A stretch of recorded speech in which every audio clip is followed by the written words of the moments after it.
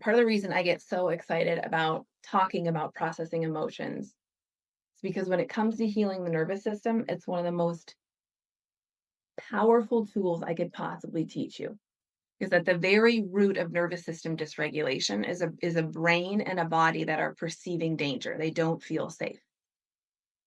So to heal the nervous system, we have to show both the brain and the body that we're safe. As we've covered a little bit in here, Britt talked about it in the last workshop. The language of the nervous system is nonverbal. So we can't just say, hey, I'm okay, I'm safe, calm down, chill out, it's all good. 80% of the communication between the brain and the body goes from the body to the brain. So we have to show the nervous system we're safe. We talked about using somatics. Now we're going to use another really powerful tool today to show the nervous system we're safe. The reason processing emotions is one of the most powerful ways to show the nervous system that we're safe is because it allows us to confront the emotions and the feelings that so many of us, whether consciously or unconsciously, have been avoiding or running from for a lifetime. And as long as we're avoiding these feelings, whether we're doing it intentionally or unintentionally, the brain remains stuck in a state of perceived danger. And because so many of us have been avoiding these feelings for so long, our brains have learned to perceive our unfelt emotions as unsafe to feel. They're dangerous. So, as long as these emotions remain unfelt, they will sit there, triggering the fight or flight nervous system, festering in the unconscious, keeping the body stuck in a state of survival, which makes healing really, really difficult. But when we stop avoiding and face and turn toward our feelings, turn toward our emotions and process them, we create safety. That's how we show the nervous system that we're safe.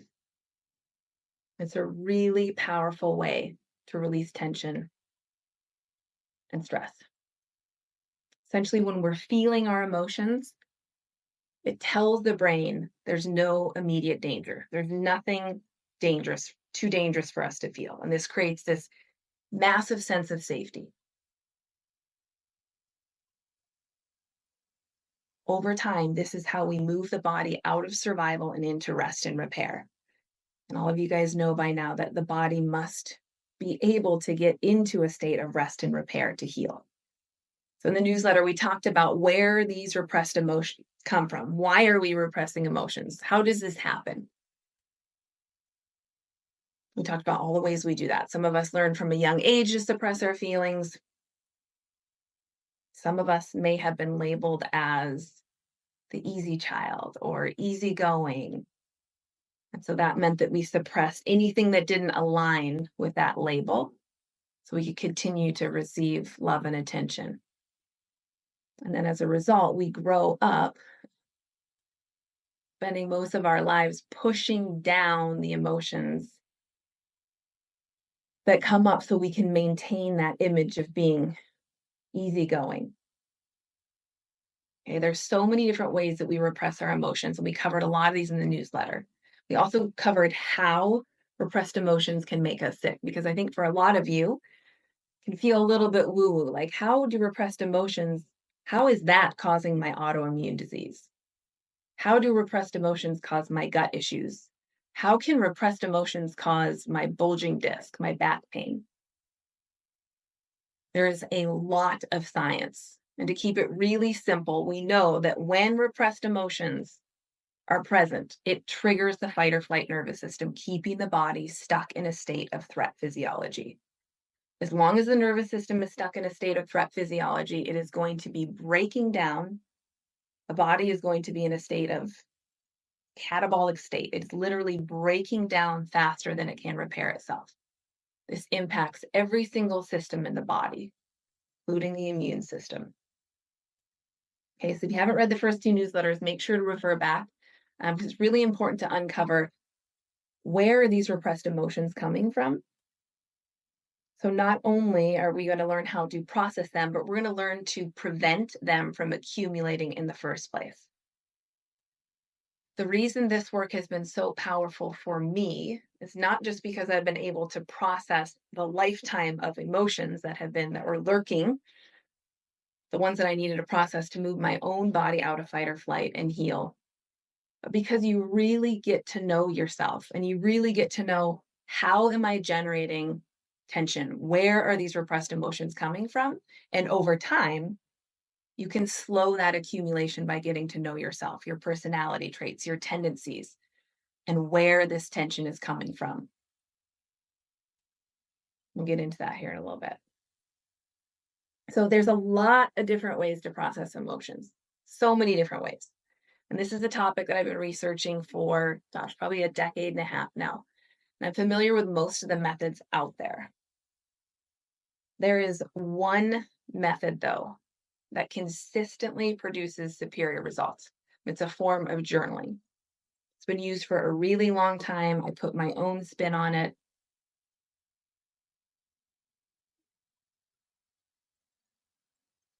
Essentially, what it does, in a nutshell, is it takes what was in the unconscious mind, repressed emotions, which are triggering the fight or flight nervous system, and takes them from there and moves them into the conscious mind.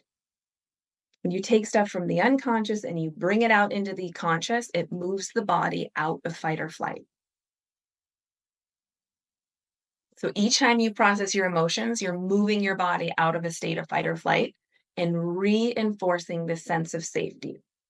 When you move toward your emotions and take the time to slow down and ask yourself the question, what's coming up, and you feel those emotions, you are showing your nervous system you're safe. Again, when it comes to healing the nervous system, there's nothing more important than showing the nervous system you're safe.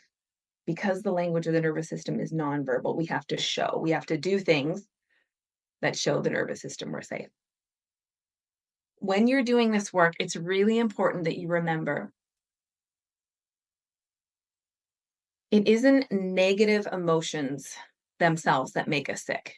It's the ones we avoid and suppress and push down that fester in the unconscious mind that can contribute to illness.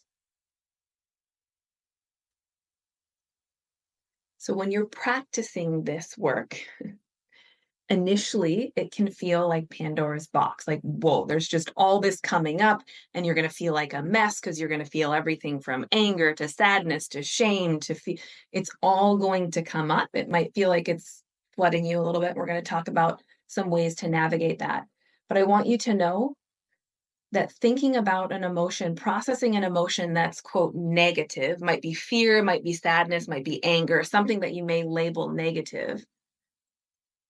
Feeling those emotions is not what's going to make you sick. It's avoiding those emotions that make you sick. So I think there's a lot of confusion in this work where people say, well, I don't want to sit here and, I don't want to feel any of this that isn't pleasant. It's just going to make me feel worse. We're going to get to that. But if you feel worse after processing emotion, it's because you're thinking about the emotion and not feeling the emotion. Okay, we'll get to that in a bit. But I just want you to know it isn't negative emotions that make us sick. It's avoiding and pushing down and not processing emotions that makes us sick. Okay.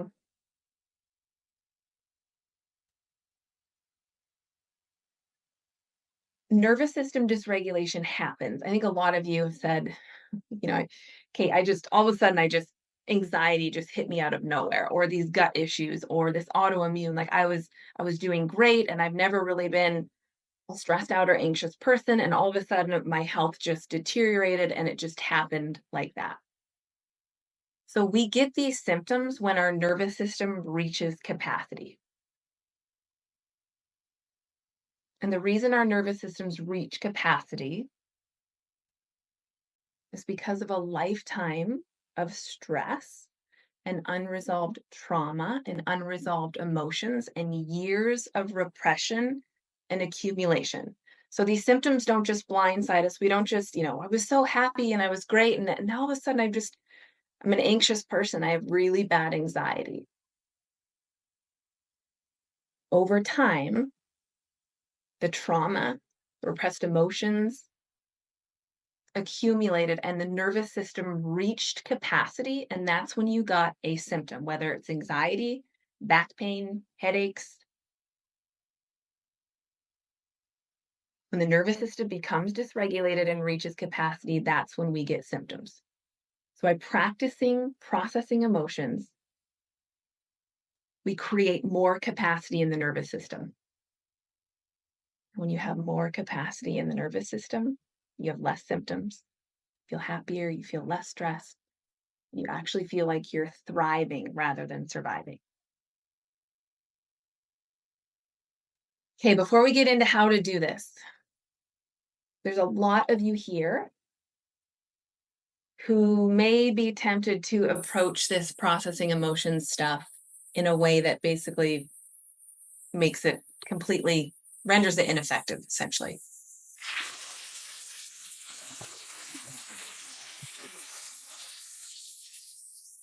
If you're doing anything to make a symptom go away, it won't work. And I'm saying this again because it's one of the most important things that you could ever here in your healing journey. Because if you don't understand it, healing's going to be really difficult.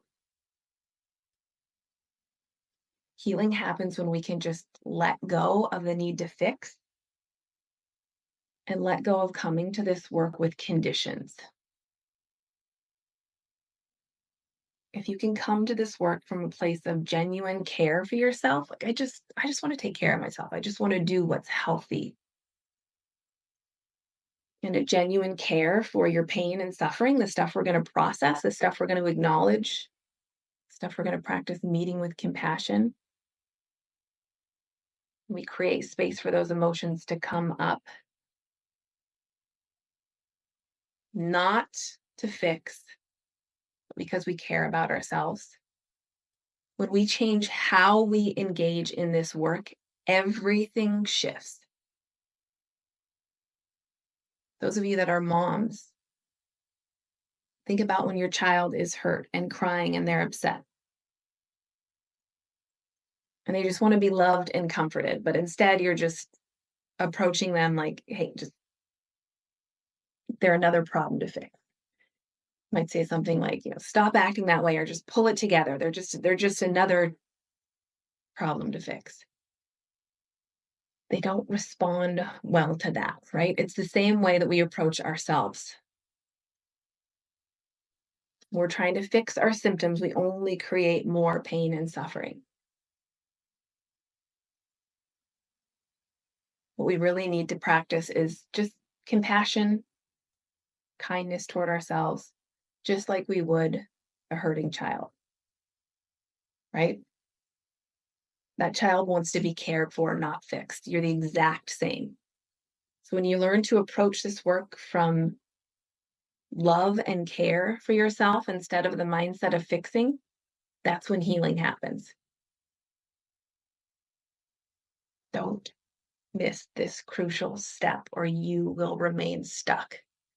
And for some of you, it might take time. Like this is a pattern that's been in place for a really long time. I was a perpetual fixer. Like I wanted to do something so I could see results. And every time something didn't work, oh, this isn't working. And we talked about in the beginning that mindset alone is what keeps you stuck. So that's why I'm saying this, because there's been several of you in the Facebook group saying,